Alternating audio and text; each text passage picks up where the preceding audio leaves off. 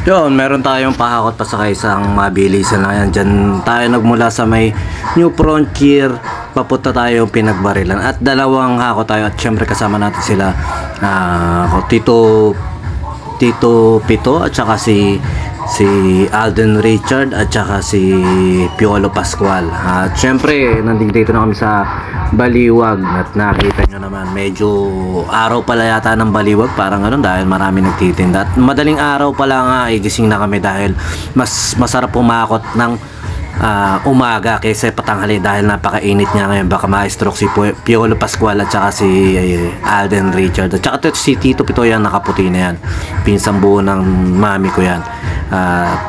Humahanap ng racket kaya pinasama sa atin ni Tito Arnold dahil parang sidekick niya ngayon yan doon sa may pinagagawang bahay doon sa may kabila kasi nagpapagawa ng bahay sila Tito Haji, Tita Janet, yung lumang bahay ng aming mga ninuno o lola at mga nanay nila, tatay nila pinagagawa, kaya sila Tito Arnold na nagbabantay doon at minsan si Tito Bobby nandoon din kanina, natat na namin at nakita nyo naman parang possible pa lang yung araw niyan kaya hindi pa ganun kainit, pero iba na rin na init nyo kaya sa mga tropa natin dyan, mga matatanda na, lalo na yung mga may hilig uminom, bawas muna tayo ng konti at syempre inom tayo maraming tubig. Ako nag-herbal tayo ngayon, pero wag din na masyadong nakaka-dehydrate, parang kagaya ng mga bayabas, parang ganun. Dati kasi parang nasobrahan ako na ganun, sa parang pito-pito na iniinom ko, basta yun maganda raw yung Lagundi ba yun, basta mayroon ganun, mayroon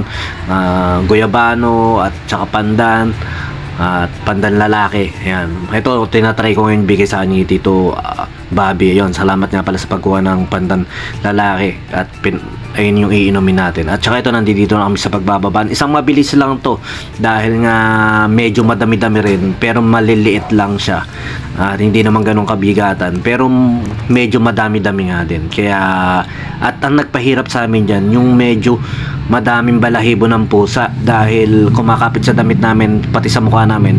Kumbaga medyo napapabagal kami kapupuno sa mga mukha namin. Ganun talaga ang hirap pag yung mga gamit kinapitan ng mga balahibo ng pusa at kumakapit din sa mga damit namin o sa ganyan. Kaya naman ayun, parang napupuwing kami, nagaganyan kami, pero napakagaganda ng mga pusa nila, sir, at talagang parang yung pinaka mahal na mahal nilang alaga. At nakita nyo naman yung mga abubot lang. Ayun nga yung tinatanong natin lagi, pag sinasabi nila, sir, konti lang yung malalaki namin, pero yung mga abubot niya doon dumadami. Pero napaka-solid nila, sir.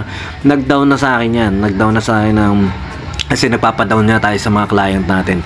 Ang ginawa ko, para ma-reserve yung date, dapat i-reschedule niya bukas. Kaso meron kaming naka-schedule bukas na dalawang hakot, isa sa umaga, isa sa tanghali, at magkalayo pa yun, isang Bukawi tapos isang Malolos. Sabi niya, sir, nagkaroon ako ng problema, yung aircon ko hindi pa natatanggal, kaya pwede ba i-reschedule? Kaso nga niya, pinaliwanag natin, sir, kaya kaming humingi ng reservation para kahit papano na ibibigay namin sa iyo yung oras na, kunyari nagsabi ka ng 7 AM, 7 AM namin ikaw pupuntahan. Kaso nga pag ganong ika-cancel nyo, ang mangyayari nga, yung ibang dapat mai-schedule namin ng 7 AM na ganitong araw, natatanggihan namin.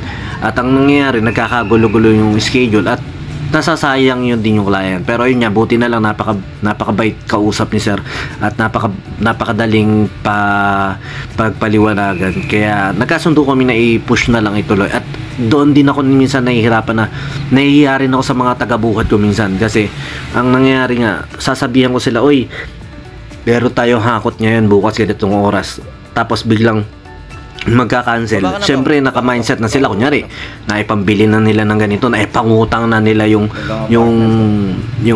ihahakot nila ngayon. Doon ako minsan nahihiya, nagtatampo, at minsan doon parang nahihirapan na ako kuhanin sila kasi nga parang lagi may cancel ka na naman, may pa-schedule ka-cancel. Kaya ang ginagawa na natin, nagpapabook tayo. Tapos kung sakali man mag-cancel, yung pinanda-down sa atin yan, binibigay ko sa mga tao o mga tao natin. Ito, pag ano nyo, pamasahin nyo, pang merienda nyo, kasi nga nakakahiya na nasabihan natin sila na schedule tapos hindi sila makukuha, hindi matutuloy. At ayun din minsan yung mahirap sa nangungontrata. Syempre marami ka rin kinakausap na tao, hindi lang naman yung client ang kinakausap mo, ang kinakausap mo rin pati yung mga magbubuhat. Kaya mas mainam sa akin sa totoo lang, yung ako lang yung truck at driver lang, wala na ako hindi na pameriendahin at pakainin. Pero napaka solid ni sir ngayon. Binili nga kami ng tubig, binilan din kami ng halos pang umagahan, binilan kami ng KFC, kaya napaka solid. Lodi ka talaga boss sa pag-aasikaso mo sa amin. At gusto ko nga din syempre matulungan sila, iakit na naman kaamo namin yung mga gamit. Kaso nga lang ayaw niya na, kasi nga kaya naman daw niya.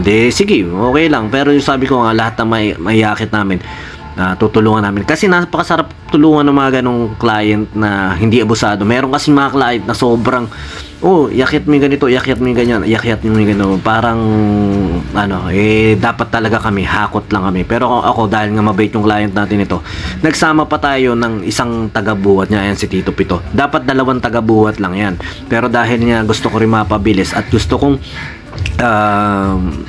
ayun nga, para kahit pa paano magbigay ng extra value o extra service kila sir na mapabilis niya.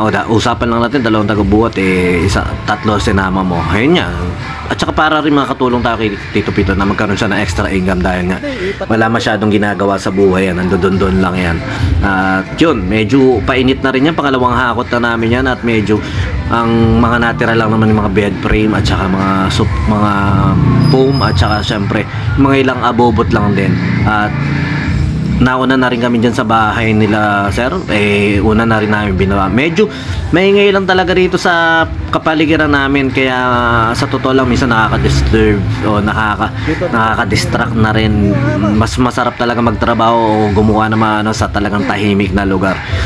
Kaso nga syempre rin nila yun, yung trabaho rin nila yun. Syempre may kainan sila, may ganito sila, kaya siguro talaga yung mga negosyante, yung mga tao na ayaw magpaabala, nagpupunta sa subdivision, yung tahimik lang, yung parang wala ka na iniintindi. Dito medyo maingay yung kapaligiran namin. Katulad nito, nagbablog nito, tsak naririnig nyo yung mga tumutugtog. Lalo kagabi, isang kwento ko na rin, out of line tong share ko. Pero yung kagabi nga, parang 2 papaitan dito sa tapat ko, medyo nagpapalakasan ng sounds. Kala ko New Year. Pagdating ko, galing ako makinabang, pag-uwi ko rito, gusto ko na matulog. Pero parang ngayon niya, medyo late na, nagpapalakasan pa sila ng tugtugan. Syempre hindi natin alam kung ano trip nilang dalawa. Hanggang ngayon hindi pa natatapos yung hidwaan nila. Basta ganun. Medyo lang din, syempre yung kapaligiran. Pero ngayon okay lang yan, kasi tanghali naman. At minsan naman umaga tayo nagpapapawis, nag-iingay din tayo. At ito nga, binili nga kami nila sir ng pagkain, at doon namin yung kakainin sa may Aldama, dahil doon may puno ron sa may Santa Barbara. At sa dinaanan namin, naghanap pa raw ng kanin to si Bongbong, nag-request. Sige, hanap tayo ng kanin, at may nakita nga kami rito karinderya sa may halos kanto ng Santa Barbara. Ayan, basta dyan may pinunta kami na ganyan. Tapos sabi ko, bili kang kanin, bili kang soft drinks. Tapos nung papalapit na siya sa akin, hingi ka nga akong sabaw. Yun, natawa na lang sa amin. Hindi ka na kaya bumili rito ng ulam, hingi ka pa na ng sabaw. Tapos yun, tuloy pa rin naman tayo. At saka niya, manap lang tayo ng masisilungan, malilim-lilim. Eto na, nandiyan dyan na tayo. At yun nga, isang mabilisang video lang to. At syempre maraming salamat sa mga nagiging client natin, nag-share, nagla-like, nagpa-follow. Syempre dito sa Pahakot Pasakay, at sa patuloy na pagkuha nyo po sa amin. Maraming salamat po. At nawa sa mga susunod na pagkakataon kami pa rin po ang kuha ninyo. At nawa ay syempre iingatan namin yung mga gamit nyo. At saka yung maraming salamat nga pala yung bigay ni Sir Yon. May kawali pang binigay si Sir na hindi na ginagamit yata. Tapos may parang sounds na ganun. Basta maraming salamat sa naging client namin yung Pahakot Pasakay. Maraming salamat po. Sumayin nyo kapayapaan. Peeps be with you. God bless.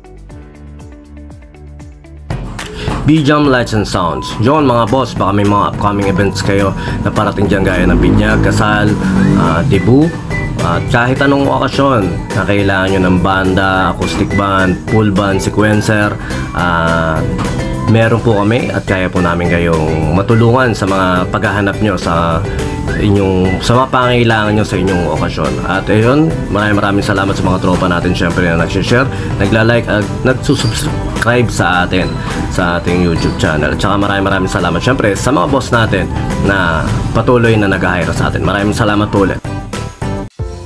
Yon, lipat apartment, kailangan mo ba ng saktong sasakyan para sa saktong budget mo, para sa paglilipat ng gamit mo sa bagong apartment mo? Syempre, ayun, PM lang po kayo sa amin sa Pahakot Pasakay. Pag-usapan po natin, meron po tayong pina-avail, pinarerentahan na sasakyan at driver lang, at meron din po tayong mga helper na pwedeng tumulong sa atin sa paglilipat na ating mga gamit. At saka yun, maraming salamat din sa mga client din natin na nag-a-avail sa BJAM Lights and Sounds. Maraming salamat, at maraming salamat din po sa mga tropa natin at mga client natin na nagda-like, nag-share, nagpa-follow, nagko-comment at nagsusubscribe syempre sa Pahakot Pasakay at saka BJAM Lights and Sounds. Maraming salamat po. God bless.